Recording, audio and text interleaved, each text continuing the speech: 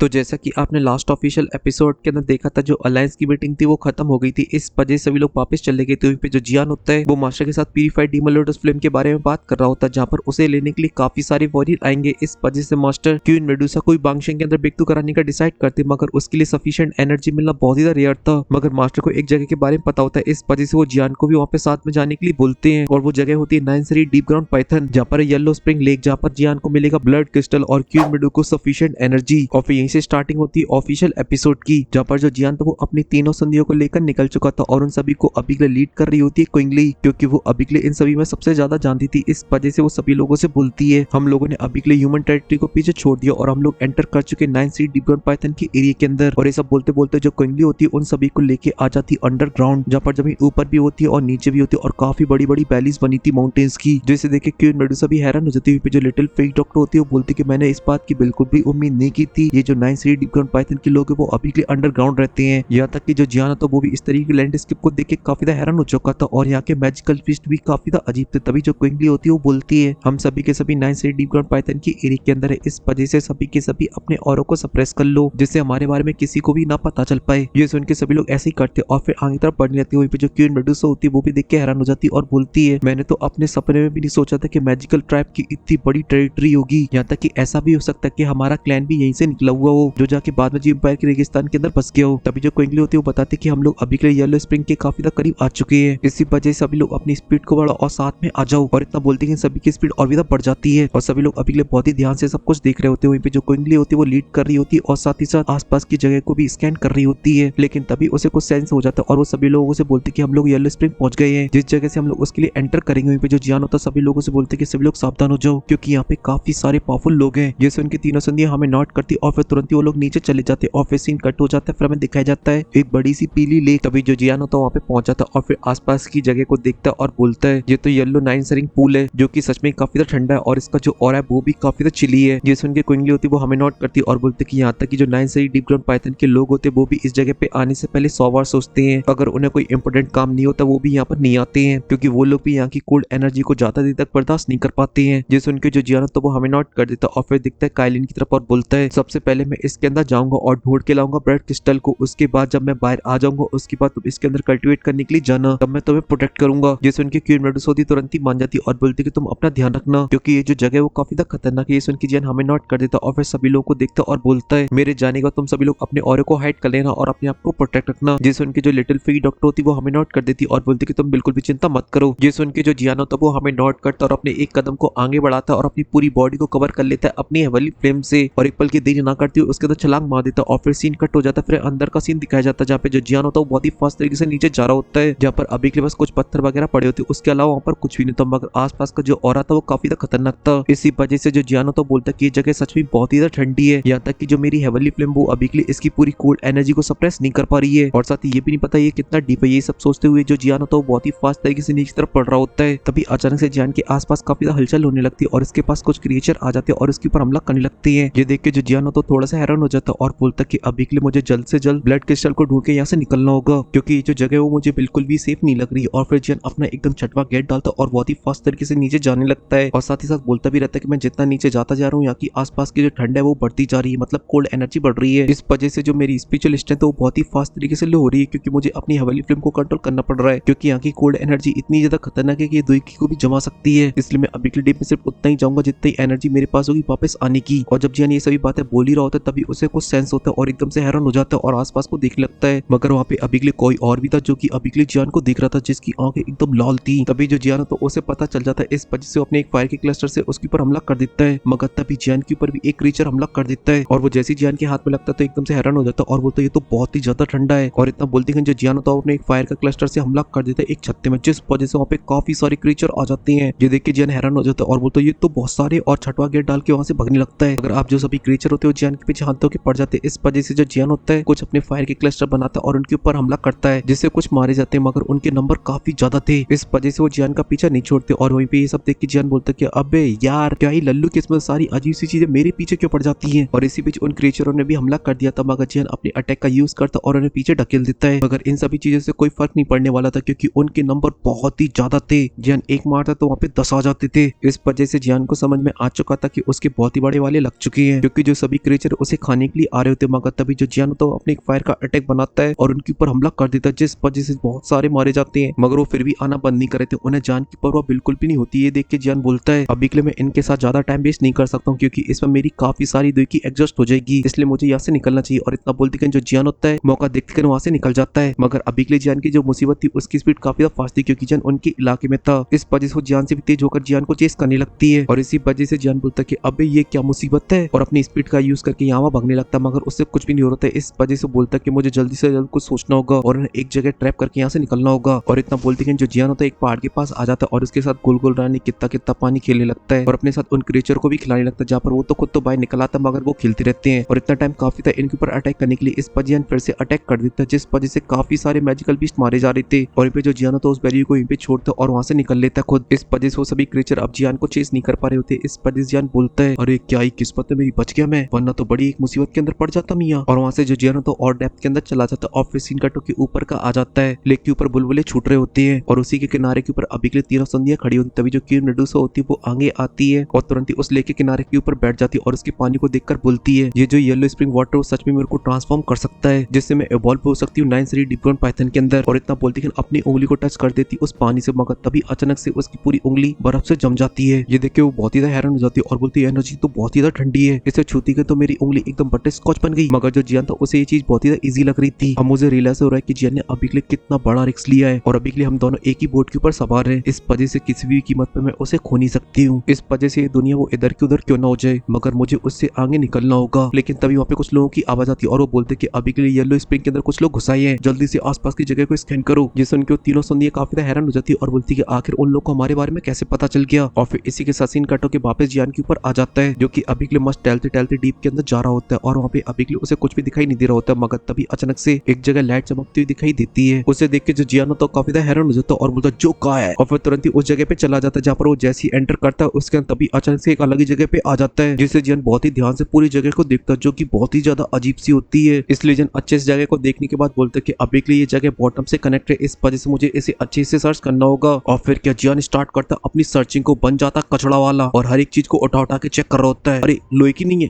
फेंको इसे, अरे प्लास्टिक की है, इसे तो और दूर फेंको। और ऐसी वो जगह को सर्च कर रहा था और बोलता है अरे यार यहाँ तो मुझे ब्लड क्रिस्टल का कुछ भी नहीं मिल रहा है जिससे मुझे थोड़ी होप वगैरह मिल पाए। क्या अभी के लिए 9 डिप्रोन पाइथन ने सारे के सारे हड़प ली है। और ये सब सोचते सोचते जो जियान था वो आसपास की जगह को देख रहा था, मगर उसे कुछ भी दिखाई नहीं दे रहा होता और बोलता है क्या मुझे अभी के लिए यहाँ से खाली हाथ ही लौटना पड़ेगा। मगर तभी अचानक से जियान के कानों में आवाज पड़ती, इस पर चिल्लाता और बोलता कौन है भाई। मगर जो आवाज होती है उसकी हालत खराब होती है और बोलती बचाओ मुझे बचाओ। ये सब सुनते जो जियान होता है उसी आवाज की डायरेक्शन तरफ जाने लगता है जहाँ से अभी के लिए आवाज आई थी। जहाँ पे जो जियान होता है कुछ पल तक उसी डायरेक्शन में ट्रेवल करता रहता, मगर तभी अचानक से वो पहुंच जाता है एक खंडर सी जगह पर, जो कि देखने में काफी एंशिएंट जगह लग रही होती। तभी अचानक से जो जियान होता है सामने तरफ देखता है जहाँ पर उसे दिखाई देता है एक बंदा जिसे अभी के लिए काफी सारे चैनों से बांध रखा है। और यहाँ पे जब जियान उसकी हालत को देखता है तो काफी हैरान हो जाता है, क्योंकि उसकी पूरी बॉडी के ऊपर काफी सारे स्क्रैच होते हैं। मगर जब जियान उसके ऑरे को सेंस करता तो बोलता है ओ माय गॉड, ये जो बंदा वो बहुत ही स्ट्रॉन्ग है, इसका लेवल कम से कम डाउशन के 3 स्टार पर होगा। इसी वजह से अभी के लिए इसके बाप में इतनी दम है जो इसे कैद कर लिया। तभी जो पर्सन होता धीरे धीरे करके अपनी आंखें खोलता और बोलता है एक यहाँ पर ह्यूमन क्या कर रहा है। और फिर जियान से बोलता कि अभी के लिए तुम हमारे क्लैन की जगह पे क्या कर रहे हो। और इतना बोलते उन चैनों को तोड़ने की कोशिश करता, मगर तभी उसके अंदर से येलो स्प्रिंग की एनर्जी आती है और उसकी बॉडी के अंदर एंटर कर जाती है, जिस वजह से उसकी बॉडी के अंदर काफी बर्फ जमने लगती है और इसकी हालत हो जाती है काफी खराब। वो दर्द के मारे जोर जोर से चिल्लाने लगता है। ये देख के जियान समझ जाता है कि अभी के लिए से कंटिन्यू एनर्जी दी जा रही है, जिस वजह से इसकी हालत ये हो गई है, क्योंकि इसकी बॉडी में जितनी भी देगी बनती है उसकी कोल्ड एनर्जी पूरी तरीके से खत्म कर देती है। इस वजह से जो पर्सन है वो काफी स्ट्रॉन्ग है, मगर फिर भी ये हमेशा वीक स्टेट के अंदर ही रहता है। और ये जो टॉर्चर है वो मौत से भी ज्यादा खतरनाक है। और अभी के लिए जिस पर्सन ने इस बंदे के साथ ये सब किया वो इंसान बहुत ही घटिया और बहुत ही रूथलेस होगा। अगर ये बंदा बुरा है, अगर इसने कुछ गलत किया तो फिर इसे मार डालते, मगर इस तरीके का टॉर्चर बिल्कुल भी सही नहीं है। लेकिन अभी के लिए मुझे भी इन सभी चीजों से कोई भी मतलब नहीं है, क्योंकि मेरा यहाँ पे मेन फोकस है ब्लड क्रिस्टल को ढूंढना, क्योंकि मैं काम करने जाता हूँ और मेरे से कांड हो जाते हैं। इस वजह से मैं कोई मुसीबत के अंदर नहीं पड़ना चाहता हूँ। और जिन कुछ बोलने वाले होते तभी अचानक से उसे लड़ने की आवाज सुनाई देती। इस वजह से तुरंत ही उसे ग्रीट करता और बोलता है सीनियर अभी के लिए मुझे माफ कर देना, मैं गलती से यहाँ पर घुसाया, मुझे पता नहीं था आपके बारे में, इसलिए मुझे माफ कर देना, मेरा इरादा आपको डिस्टर्ब करने का बिल्कुल नहीं था। और इतना बोल के जो जियान होता है अपना छठवा गेट डालता और वहां से भागने लगता है। लेकिन तभी जो बंदा होता है बोलता है कि रुको, अभी के लिए जो तुम्हें चाहिए वो मेरे पास है। और इसी के साथ जो सीन होता कट हो जाता है। फिर हमें ऊपर का सीन दिखाया जाता है जहाँ पर अभी के लिए काफी सारे वॉरियर मरे पड़े होते हैं और उन सभी को यहाँ तक पहुंचाने वाली तीनों जियान की सुंदरियां होती हैं। तभी जो क्वीन मेडुसा होती है बोलती है कि अभी के लिए मुझे ऐसा लगता है यहाँ पे और भी वॉरियर आने वाली है, इस वजह से हमें कुछ पल के लिए उन्हें रोक के रखना, जैसे जियान को थोड़ा सा और टाइम मिल पाए। और फिर इसी के साथ सीन कट हो जाता है। फिर मैं अंदर का सीन दिखाया जाता है जहाँ पर जो चैन वाला बंदा होता है बोलता है कि अभी के लिए मुझे पता है कि तुम यहाँ पर मेरे लिए नहीं आए हो क्योंकि ये जगह आने लायक भी नहीं है, मगर मुझे पता है कि तुम यहाँ पे ब्लड क्रिस्टल के लिए आए हो। जिसे उनके जैन बोलता है कि ना ताऊ। जिसे उनके ताऊ हंसने लगता है और बोलता है कि बच्चे अभी के लिए एक्टिंग करने की तुम्हें कोई जरूरत नहीं है क्योंकि मुझे अभी के लिए पता है कि वो ब्लड क्रिस्टल अभी के लिए कहाँ पर है। अगर तुम मुझे बचाते हो तो फिर मैं तुम्हें ब्लड क्रिस्टल दूंगा। जिसे लेकिन जो जियान होता है एकदम से हैरान हो जाता है और बोलता है कि सच में इसे पता है। और फिर जो ताऊ होता है उसका टॉर्चर होने का टाइम हो चुका होता है, इस वजह से फिर से वही एनर्जी उसकी बॉडी के अंदर चली जाती है, मगर वो फिर भी दर्द को सहते हुए बोलता है कि अभी के लिए जो ब्लड क्रिस्टल होते हैं वो हजारों सालों में एक बार बनते हैं जिसके लिए काफी सारी एनर्जी कंप्रेस होती है। इसी वजह से अभी के लिए सिर्फ एक ही ब्लड क्रिस्टल बचा हुआ है। इसी वजह से अगर तुम मुझे बचाते फिर वो तुम्हारा हो जाएगा। इस वजह से तुम्हें अभी के लिए यहाँ से खाली हाथ नहीं लौटना पड़ेगा और अगर तुम्हें चाहिए तो फिर तुम्हें हजारों सालों का वेट करना होगा। ये सब सुनने के बाद जो जियान होता थोड़ी देर सोच विचार करता और बोलते कि ताऊ अभी के लिए एक ब्लड क्रिस्टल के चक्कर में इतनी बड़ी रिस्क लेना सही नहीं रहेगा क्योंकि किस्मत मेरी बहुत ही ज्यादा खटिया है क्योंकि मैं काम करने जाता हूँ और कांड हो जाता है। इस वजह से मुझे अभी के लिए आपके मेट्रो में बिल्कुल भी नहीं पड़ना है क्योंकि मैं आपको देख के समझ चुका हूँ कि आप भी 9-3 डीप ग्राउंड पाइथन से ही हो। इसी वजह से अगर मैंने अभी के लिए आपको बचाया तो फिर मैं कोई बड़ी मुसीबत के अंदर पड़ जाऊंगा। जिसे उनके ताऊ एकदम जोश में आ जाता है और बोलता है कि मैं कोई अव्वा चौवा नहीं हूँ, मैं हूँ 9-3 डीप ग्राउंड पाइथन का चीफ। इस वजह से अगर तुम मुझे बचाते हो तो फिर मैं प्रॉमिस करता हूँ जो पूरी 9-3 डीप ग्राउंड पाइथन वो तुम्हारी चरणों में डाल दूंगा और फिर तुम जो आदेश करो वही होगा। ये सुन के जैन एकदम से हैरान हो जाता और बोलता कि 9-3 डीप ग्राउंड पाइथन का चीफ। मगर तभी जैन अपने होशों को संभालता और बोलता कि ताऊ काय को फालतू में उल्लू बना रहे हो, मैं बहुत ही अच्छे से जानता हूँ अभी के लिए 9-3 डीप ग्राउंड पाइथन का जो चीफ है वो याओ शाओटियान है। जिस उनके जो ताऊ होता है वो हंसने लगता और बोलता याओ शाओटियान वो भी एक चीफ कैसा मजाक है, वो साड़ा एक नंबर का कुत्ता इंसान है, वो कोई और नहीं वो मेरा भाई है जिसने मुझसे गद्दारी करी और मेरी सीट को छीन लिया उसने। ये सुन के जन हैरान हो जाता और बोलता क्या सच में याओ शाओटियान तुम्हारा भाई है। और ये जो ताऊ तो वो भी शांत हो जाता और बोलते कि हाँ वो मेरा छोटा भाई था, पहले तो मेरी काफी इज्जत किया करता था और ऐसा मुझे लगता था, मगर वो पीछे पीछे मेरी फील्डिंग सेट करता था और फिर उसने ऐसी करी कि मेरी फील्डिंग सेट हो गई। और ये सब सुन के जो जियानो तो बोलता कि अच्छा तुम्हारी स्ट्रेंथ तो काफी खतरनाक है और ऊपर से अभी की तुम उसके लिए सबसे बड़े थ्रेट हो, इस वजह से उसे तुम्हें मार देना चाहिए था, उसने आके तुम्हें जिंदा क्यों रखा है। ये सुन के तब बोलता इसलिए क्योंकि वो मुझे तड़पाना चाहता था क्योंकि मेरे फादर के 2 चिराग थे और वो चाहते थे कि हम दोनों मिलकर आगे बढ़ाएं इस ट्राइब को, मगर याओ शाओटियान ऐसा नहीं सोचता था। इस वजह से मैंने चोरी कर ली 9 प्रोफाउंड स्ट्रिक को जो कि अभी के लिए ब्लड लाइन को स्ट्रॉन्ग करती है और साथ ही वो जिसके पास होती उसके पास ही अथॉरिटी होती पूरी क्लैन को रूल करने की। इसी वजह से जो भाई मेरे ऊपर भड़क गया और उसने मुझे दे दिया पॉइजन, उससे जो मेरी स्ट्रेंथ थी वो काफी ज्यादा कम पड़ गई और फिर मुझे आकर यहाँ पे उसने सील कर दिया और फिर वो वापस ट्राइब में गया और सभी लोगों को उसने झूठी कहानी बता दी कि मैं तो टैब भूल गया। इस वजह से उसे ट्राइब के अंदर पोजीशन मिल गई और मैं यहाँ पे कैद हो गया और हजारों सालों से मैं यहाँ पे टॉर्चर को झेल रहा हूँ। वही पे ये सब सुन के जन काफी ज्यादा हैरान हो जाते और बोलते आखिर ये कैसे भाई है, अगर बात होती मेरे भाइयों की वो तो मेरे लिए जान भी दे देते, मगर वहीं पे जो याओ शाओटियान है उसने अपने भाई की बलि चढ़ा दी। सच में ये तो बहुत ही घटिया इंसान है और इतना बोलते हैं जो आसपास की जगह होती है वो काफी जोर जोर से हिलने लगती है। इस वजह से जियान को समझ में आ जाता है कि ऊपर जरूर कोई ना कोई कांड हो गया, इस वजह से वो वापस जाने लगता, मगर तभी जो बुड्ढा होता बोलता है बच्चे अभी के लिए उन लोगों को पता चल चुका है कि तुम यहाँ पर हो, इसी वजह से अगर तुम बिना कुछ करे भी यहाँ से जाते हो फिर भी याओ शाओटियान तुम्हें इतनी आसानी से नहीं जाने देगा, वो जरूर तुम्हारे ऊपर कोई ना कोई एक्शन लेगा क्योंकि वो अकेला नहीं उसके साथ एक कैरेक्टर है जिसकी पावर भी डाउशेंग पर है। ये सुनने के जो जियान होता है रुक जाता और बोलता कि 2 डाउशेंग और ऊपर से उनकी फिजिकल बॉडी, इस वजह से वो और भी खतरनाक हो जाती है, मैं अकेले उनका सामना नहीं कर पाऊंगा। तभी जो बंदा होता बोलता कि अगर तुम मुझे बचा लेते हो तो फिर मेरी 2 स्टार डाउशेंग की पावर और प्लस तुम्हारी पावर, उसके बाद हमें किसी से कोई भी डरने की जरूरत नहीं है, हम याओ शाओटियान को बहुत ही आसानी ठिकाने लगा सकते हैं। ये सब सुन के जो जियान होता पीछे मुड़ता और बोलता कि मगर अभी के लिए याओ शाओटियान एक लीडर है क्लैन का, इस वजह से काफी सारे एल्डर उसकी बात को मानेंगे, इसी वजह से जब तुम उसके सामने आओगे वो तुम्हारी गुद्दी को लाल कर देगा। ये सुन के ताऊ बोलता कि मेरे पास है 9 सरिंग प्रोफाउंड स्ट्रिक और ये जिसके पास होती है वही होता है क्लैन का लीडर, इस वजह से जब मैं सभी के सामने आऊंगा तो फिर मेरे ऊपर कोई भी हमला नहीं करेगा। इसी वजह से अगर एक बार हम लोग याओ शाओटियान को हरा देते उसके बाद पोजीशन मुझे मिल जाएगी और मैं जैसी लीडर बनूंगा और फिर तुम जो मुझसे आदेश करोगे मैं उसे पूरा करूंगा।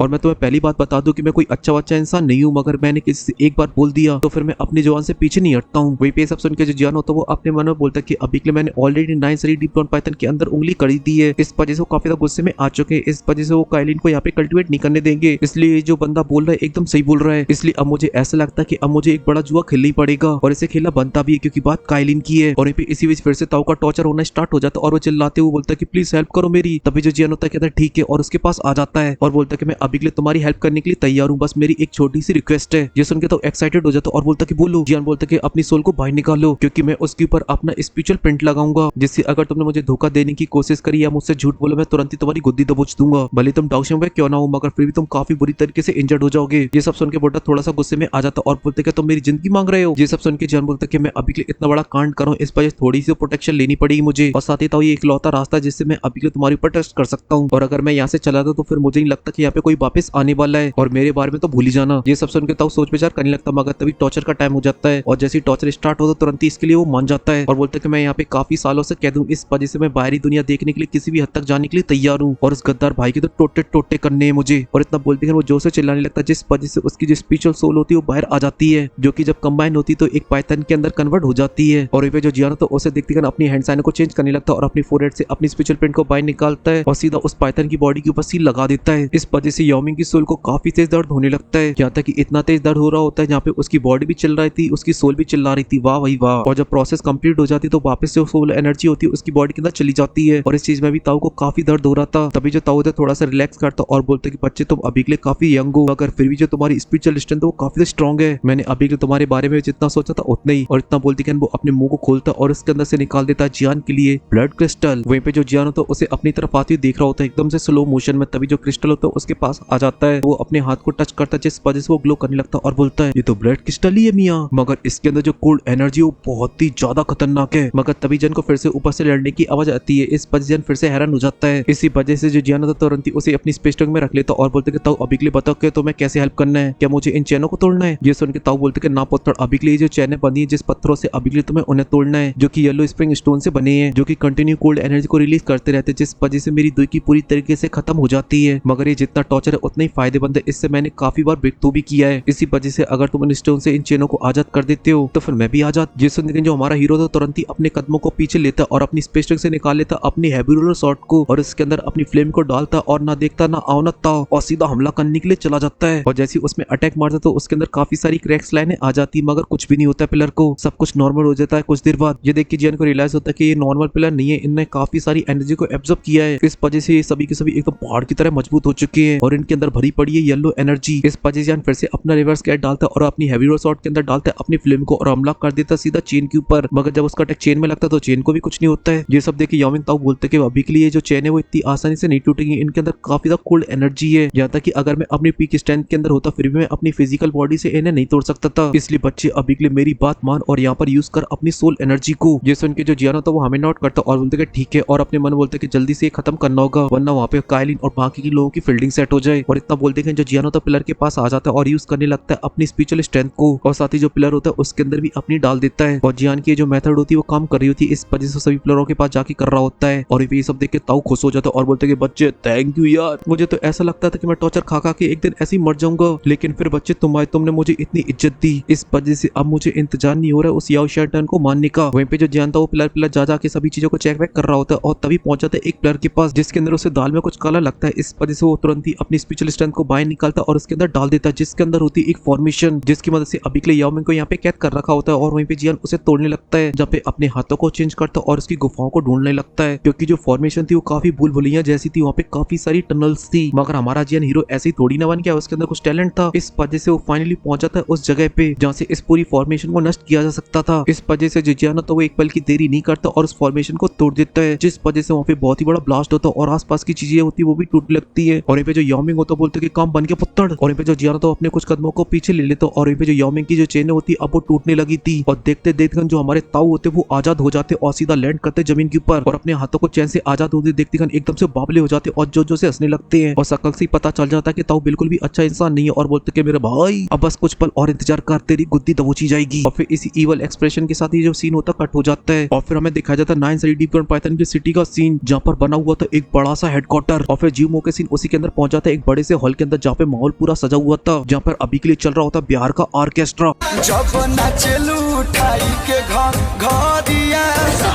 और जिस ताऊ ने अभी के लिए ऑर्केस्ट्रा लगवाया होता एकदम मस्त सीट के ऊपर बैठे हुए मजे ले रहा था, क्योंकि उसके दोनों साइड 2 स्नेक ह्यूमंस होती हैं जो कि उसे बाबा जी की बूटी खिला रही थी प्यार से। मगर तभी जो पर्सन होता वो अपनी आंखें बंद करता और जियान ने जो फॉर्मेशन तोड़ी होती है उसे अभी के लिए उसके बारे में पता चल जाता है, इस वजह से तुरंत ही गुस्से में उन दोनों को फेंक देता और खड़ा हो जाता है। तभी उसके सामने बैठा हुआ एक बंदा होता है जिसके गले में सांप लटका हुआ होता है, वो बोलता है क्लैन लीडर अभी के लिए क्या हो गया जो कि अभी के लिए इतना फड़फड़ा रहे हो। ये सुन के याओ शेल्टन जोर से चिल्लाती बोलता है अबे बेवकूफ साले वो सील टूट गई, सॉरी गलत साउंड कर रहा है, वो फॉर्मेशन टेंशन टूट गई। ये सुन के बुड्ढा बोलता कि अभी के लिए तुम्हें ज्यादा टेंशन लेने की कोई जरूरत नहीं है, मेरे आदमी अभी के लिए पूरी जगह को स्कैन कर रहा है कि कौन वहाँ पे रायता फैला रहा है, टेंशन लेने की कोई जरूरत नहीं है। जैसे उनके हाथ में कोई वहाँ पे लगेगा वो तुरंत ही हमारे पास ले आएंगे। ये सुन के जो यशार्ट होता है थोड़ा सा कम हो जाता है और बोलते कि चिंता करने की कोई बात नहीं है, क्योंकि उस लपक जंगू के पास कोई चांस नहीं है कुछ भी कर पाए वो। और इसी के साथ ये जो एपिसोड होता है वो ये पे खत्म हो जाता है। अगर आपको पसंद आया है तो लाइक करें, चैनल को सब्सक्राइब करें और कमेंट में बताएं ये लीडर अगर भोजपुरी सॉन्ग पे ऑर्केस्ट्रा बजवाता तो इसके कभी भी घोड़े नहीं लगते।